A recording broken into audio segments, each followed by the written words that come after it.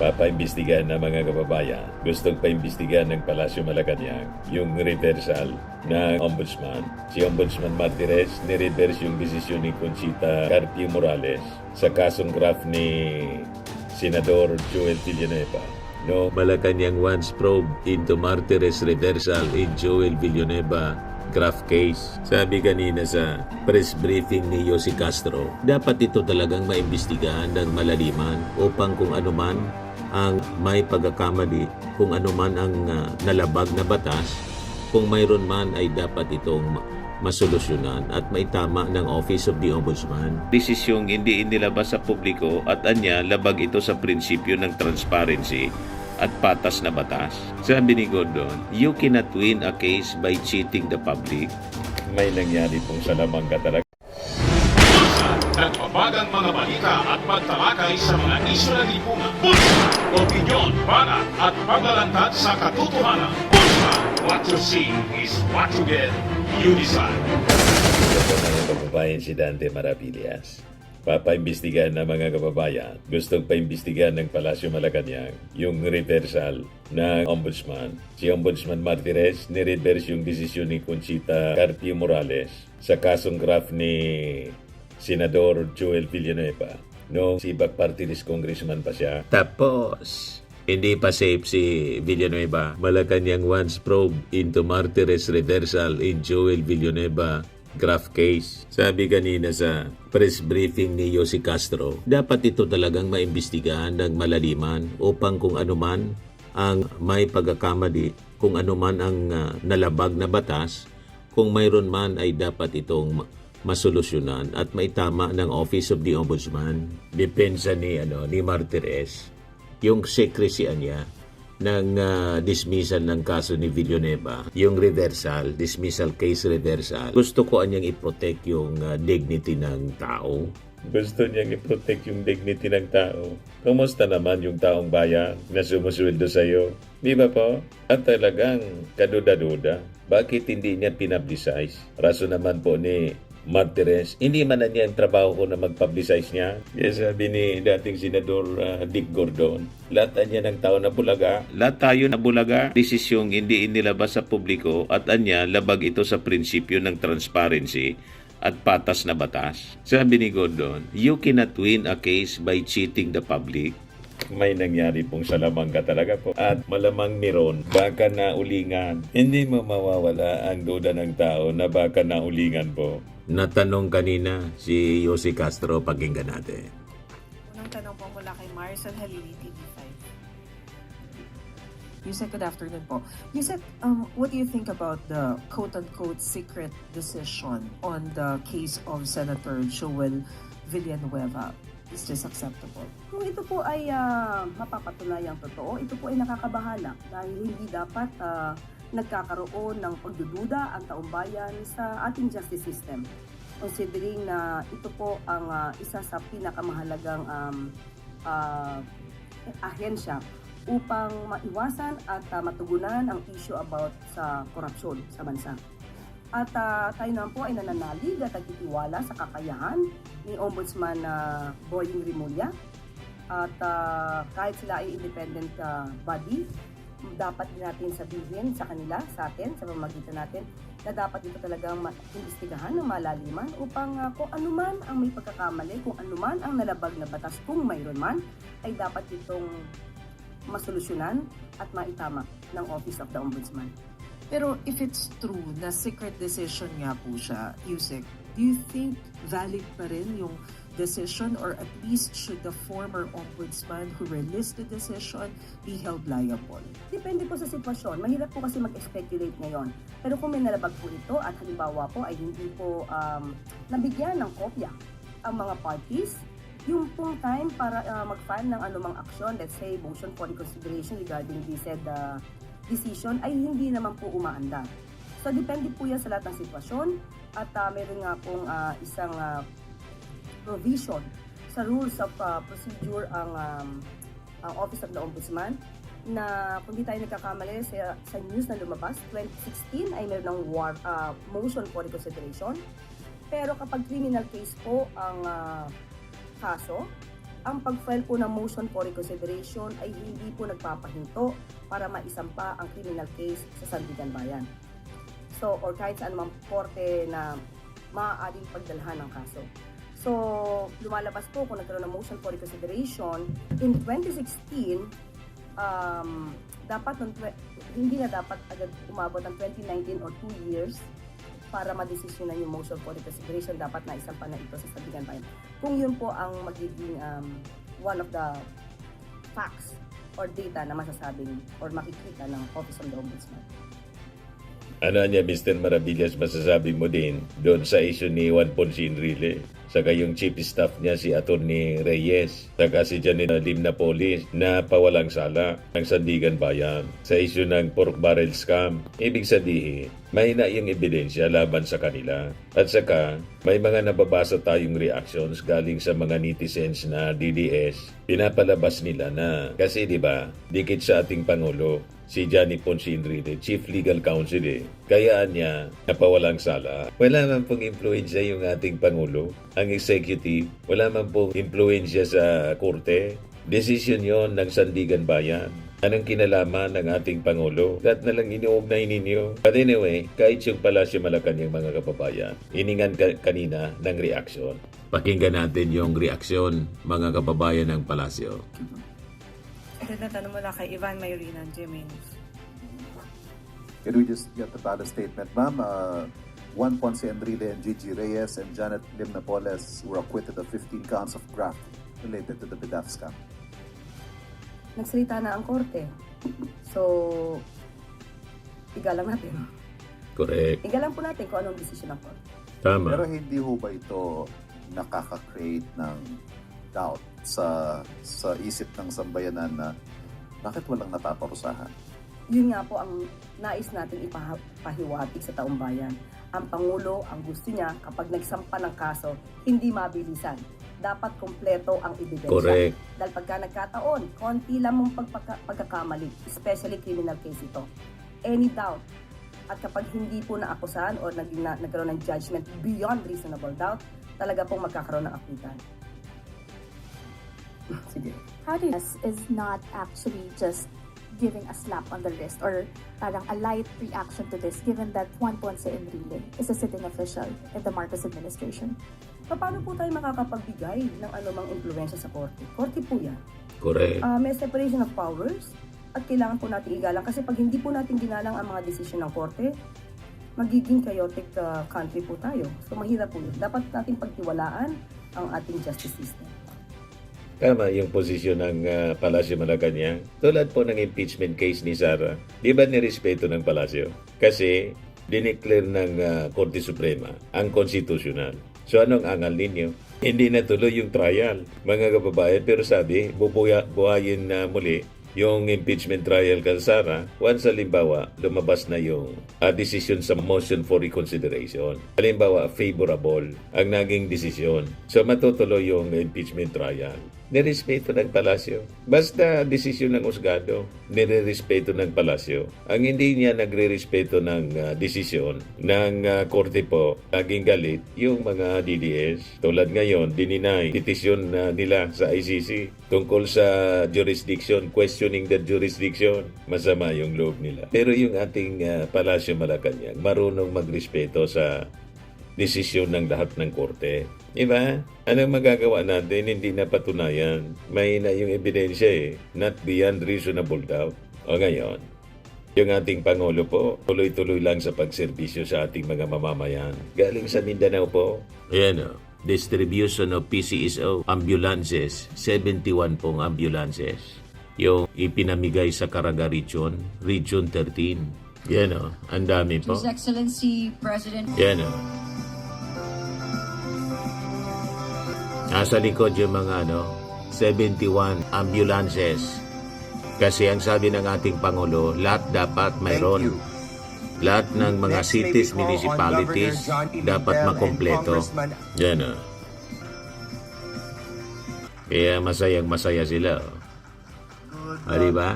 Good morning to all of the governors. Please take this. Good morning to all our LGU executives, the governors, the mayors who are here today para ma-turn over ang ating mga patient transport vehicle sa iba't ibang mga LGU. At Gov. Angel, sorry na lang sa schedule dahil ang nagdidikta sa schedule ko ngayon, lindol at saka bagyo. Kaya hindi ko malaman, baka may darating na bagyo, baka may kailangan puntahan. Kaya pag anong gano'n yung schedule natin. But never mind, at least at some point nabuo na natin ito. Ito ang aming patuloy na programa na ang instruction ko sa PCSO mula pa from the very beginning na kailangan na yung pangalan ninyo, balikan ninyo, Philippine Charity Sweepstake. Ang Philippine Charity Sweepstake, ibig sabihin, yung kinikita sa sweepstake ay ginagamit para sa iba't ibang mga ganitong klaseng programa. At kaya tinutuloy-tuloy namin. And so far, we have been able to provide already 76% of the LGUs in the country with at least one patient transport vehicle. And sabi ni GML, Dami, he 71. promises me that he will be finished with the entire Philippines by the end of this year.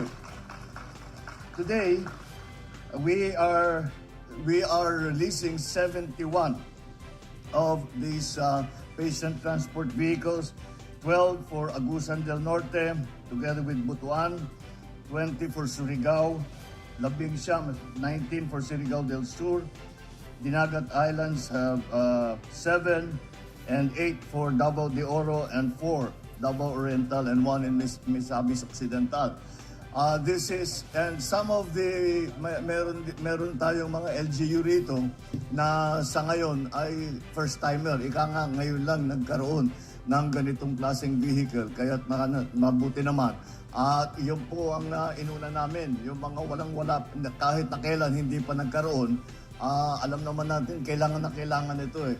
At we have chosen the design nitong patient transport vehicle na maging appropriate sa conditions dito sa Pilipinas. Dahil kung minsan, pinagbibigyan at meron nagdo-donate, yung mga gandang ambulansya na kumpletong-kumpleto. Pero pagka nasira, hindi na natin maayos, walang pyesa, pati yung mga yung mga maliliit natin na daan hindi makapasok. All of these problems. So sabi namin, hanap tayo ng modelo na madaling i-maintain, kayang i-maintain, at may pyesa at hindi mahirapan ng mga LGU para kung sakali sa maintenance, regular maintenance lang, ay makikita natin ay maging maayos ang patakbo.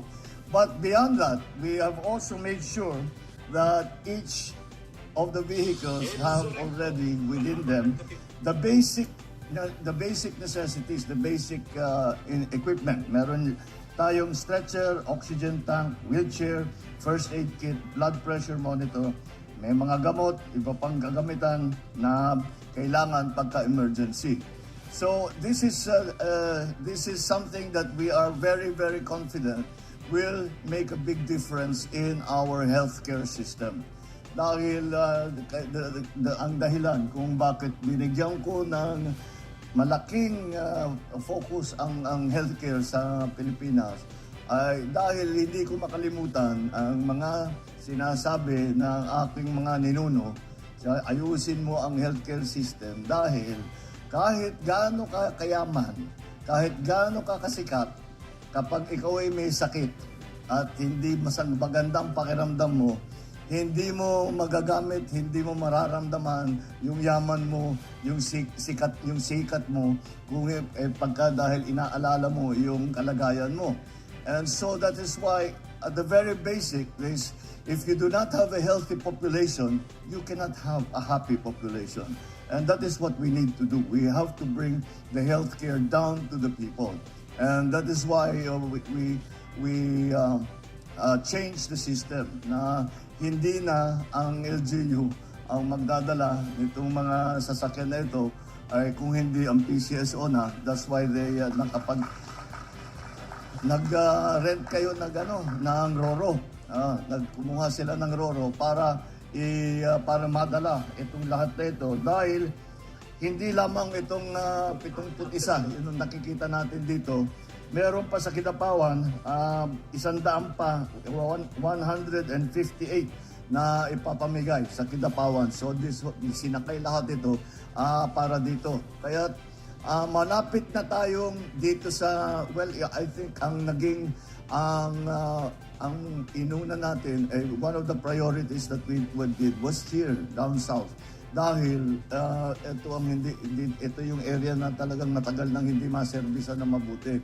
Kaya doon tinitingnan namin saan yung mga kulang na kulang. We saw immediately that here in the region that is one of the areas where hindi na servisan na mabuti when it comes to these vehicles. Kaya we are making sure na malapit na. Ilan na tayo, Mel? Ilan na tayo sa Mindanao in terms of percentage?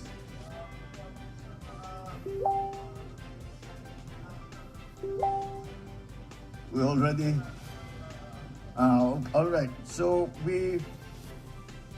the 158 operation transport vehicles will be going to Region 11, 12 at BARM. These are the other areas na nakita namin na kulang ang serbisyo na ibinibigay at ang pagpadala nitong mga ganitong klaseng mga vehicles para makatulong naman sa kanila. Sa dami ng mga sakuna na nangyayari, Bagyo, eto lindol pa. Si Gov. Johnny and I were discussing the damage that was caused by the last earthquake. We have the unfortunate estimate from Secretary Sani na because of the last earthquake, Davao and its environs, lahat-lahat nasira na school room is about 650 na school room na kailangan natin ayusin ulit. Mabuti nandito mga LGU. Meron tayong bagong scheme para pabilisin natin ang pagpagawa ng mga school room. Ito ibang programa na naman ito. Dahil pagkadinaan, ang sistema ngayon is that, I'm sure, kayo sa Congress nakikita ninyo ito. The system now is that may budget ang DepEd para sa classrooms. Pagpatayo ng classroom, pag-rehabilitate ng classroom. Okay. Ngayon, binago natin, sinabi natin ang rehabilitation and repair, iiwan na natin sa LGU. So I think that's okay. But yung budget ng DepEd hindi binababayan sa DPWH. Kaya yung mga clearance, yung mga permitting sa DPWH ginagawa, masyadong matagal. Napakatagal. Kaya para pabilisin natin, we are changing the system. From now on, lahat ng LGU na may kapasidad, na may kaya, ita-download namin ang pondo sa LGU na. Kayo na ang magpatayo ng inyong eskwelahan. At saka, nakakasiguro ako kasi Very good. malakas ang loob ko sa mga LGU executives dahil hindi sila pwedeng mag-ghost project. Sisitahin kayo lahat. Hindi kayo pwedeng gawin substandard. At pagka ginawa ninyo yun, araw-araw, minumura kayo ng mga constituent ninyo. Tama. Hindi tama ang trabaho ninyo. Kaya malakas ang loob ko. Sabi ko, hindi, bakit natin aantayin? Bakit pa natin inaantay ang LGU? Basta may kaya. Meron siyempre mga 5th, 6th, kung walang gamit. 4th, 5th, 6th class municipalities, for example, may walang gamit. So we will, yun, kailangan talaga ng assistance. Pero karamihan naman ng LGU ay may kaya na gawing by administration. Mga kamura pa. We all know the experience in LGU is that pagka by administration, ang local executive ang gumawa, ang LGU ang gumawa, it is cheaper than if you go to national. The reason is kasi yung bureaucracy natin, ang gulo-gulo, ang tagal-tagal. Kaya yun ang ating bagong scheme. And that is what we are going to do para pabilisin ang pagpatayo ng classroom, ang pag-rehabilitate ng classroom. At alam naman natin, meron naman yung standard design. Hindi naman kailangan inventuhin ulit o design uli yan. May standard design yan, may standard costing. Bahala na ang ating mga LGU. And I'm hoping that this will accelerate the construction of school buildings dahil malayo pa tayo doon sa pangangailangan. Tapos darating pa yung Lindon. Ito pa, nasisira pa yung mga classroom natin. And so this is I guess nangyari kasi ito kasi lumaki ako sa LGU eh. Kaya talaga matagal ko nang sinasabi yan. Congressman pa ako, senator pa ako. Sinasabi ko na hindi nyo kinakausap ang mga LGU. Maraming kakayahan ng LGU. May kailangan tulungan, talagang kailangan tulungan. Pero pagka you consult with the LGUs, ang sasabi, pagka kinausap namin yung mga mayor at saka governor, puro reklamo lang ang naririnig namin. Sabi ko, kasi tinitigil nyo yung usapan doon. Pagkatapos nilang magreklamo, magsasabi din sila kung ano yung dapat maging solusyon. Kaya't makinig kayo na mabuti. And that's what we are doing now. And this is a closer coordination between the national government and the LGUs. This is part of that new principle, that new concept that we are adopting. And then the new scheme that we have to accelerate the building of schoolrooms, school buildings in and around the Philippines so that we will achieve at least partways ang naging kulang sa ating mga schoolroom, sa ating mga school building. At continuing support. Mamaya nga pupuntahan kami, meron kaming nagbibigay na kami ng Starlink, nagbibigay na kami ng computer, nagbibigay na kami ng whiteboard. Lahat ito para sa mga eskwelahan. Dahil isa pa yon, I have promised myself that the remainder of my term, we will concentrate on very many things. But the first and top priority is going to be in education. Because hindi tayo makapag-compete sa ating mga karating bansa. Hindi na bale sa buong mundo, pero yun, kahit na yung ating mga Asian countries, hindi tayo makapag-compete kung hindi maayos ang training ng ating mga kabataan. Maraming kasama yan, pagka-education, pati feeding, kasama na rin dyan.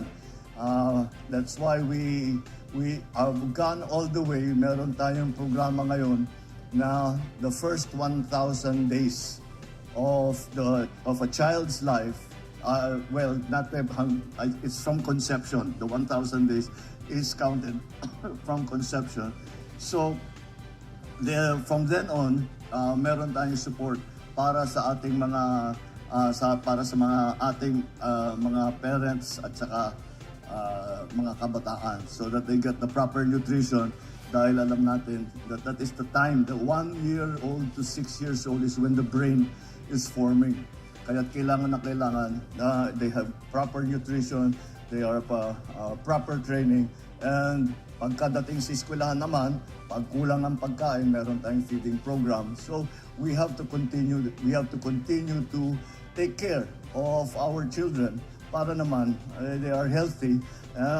Kasi ang pinakamalaking dahilan kung bakit hindi makapasok, hindi makapag-aral yung mga bata, may sakit. One of the ways, masakit ang ngipin. So, nagbibigay tayong toothbrush, nagbibigay tayong... Kasama na rin yan. You wouldn't think it would be part of education, but it is. And so, that's what we are trying to do. And once again, we are going to have to depend on our LGU executives. Nasa sa inyo pa rin. Dahil kayo ang nandyan, you are the ones on the ground. And it works both ways. Hindi lamang kung ano yung utos galing sa national government, ay dapat kung meron pa kayong kailangan, meron pa kayong hinain, meron pa kayong hindi natapos na kailangan pang tignan ulit, ay sabihan nyo kami para alam namin yung gagawin din namin.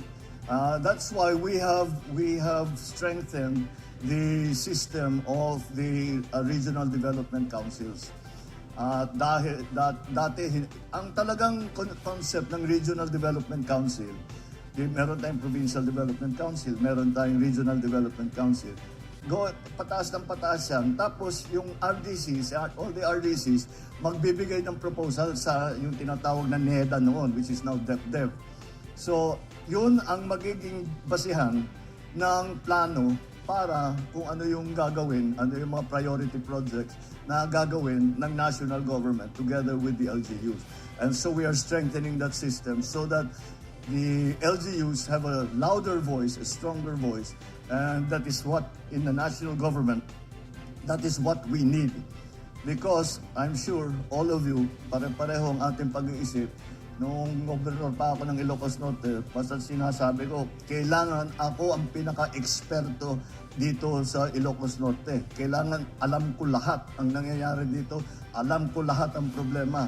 Walang makakapagsabi sa akin nang hindi ko alam tungkol sa sarili kong probinsya. That's still the same. All the LGUs, the mayors know their towns, they know their municipalities better than anybody. The governors know their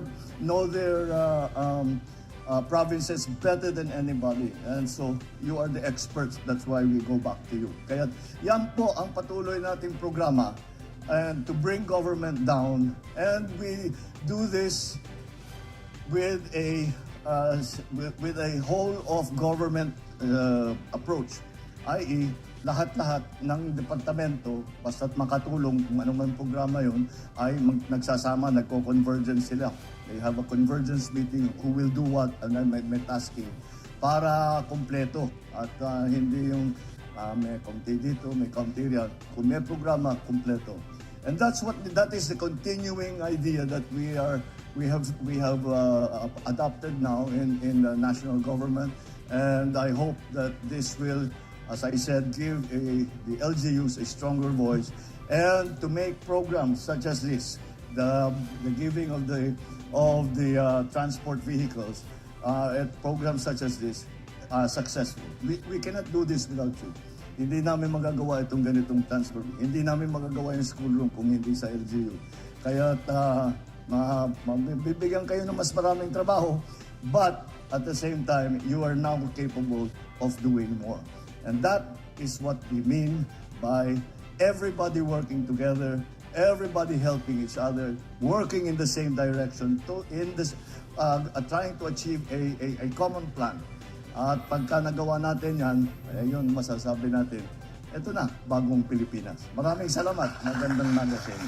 Yan ang working president po. Pero sabi ni Sara, wala daw accomplishment. Aligtan po.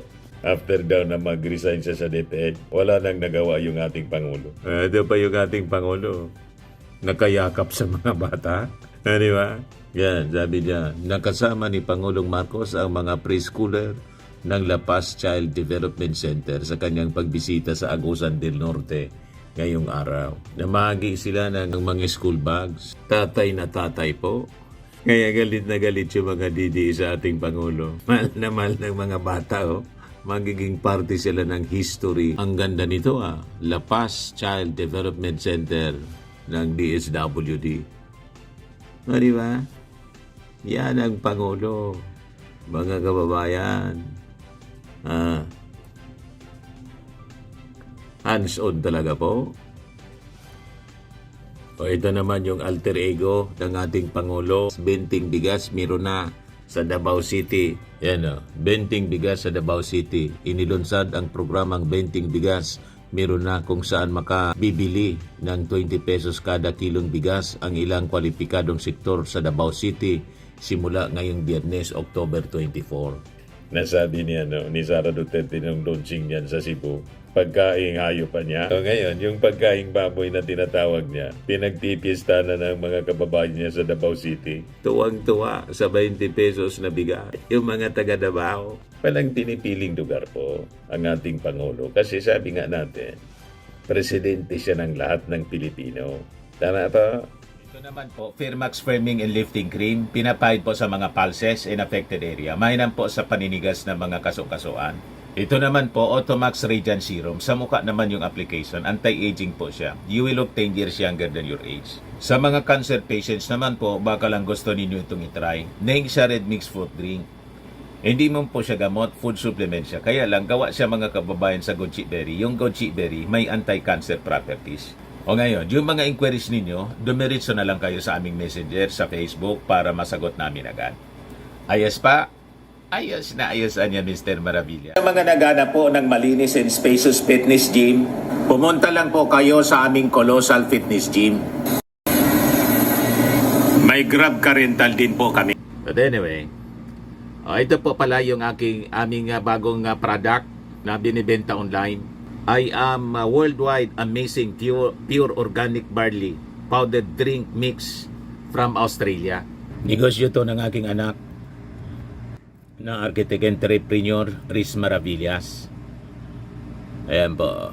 Kontakin na lang po ninyo siya, Riz Maravillas on Facebook. Ang mga health benefits niya, boost immunity, improves digestion, enhance energy levels, packed with antioxidants, prevent cancer. Ito naman po yung bago naming product na binibenta online.